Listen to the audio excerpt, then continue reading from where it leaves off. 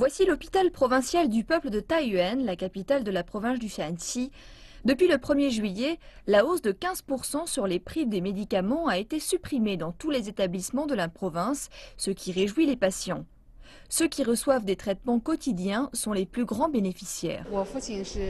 Mon père a eu une attaque en février dernier. Il doit prendre des médicaments tous les jours.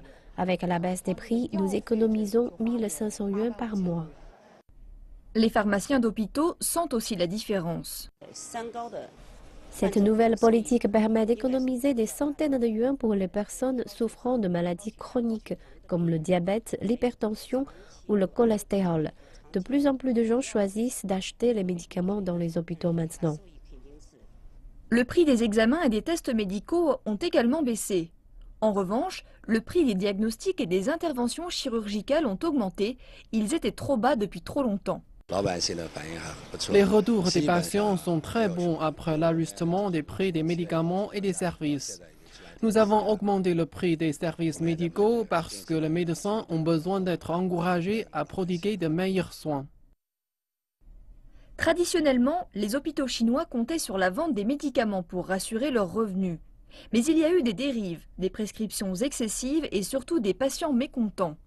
La Commission chinoise pour la santé publique et le planning familial affirme que tous les hôpitaux publics doivent appliquer la politique au 1er septembre. Le gouvernement local va davantage subventionner et les hôpitaux publics doivent travailler plus efficacement pour économiser de l'argent.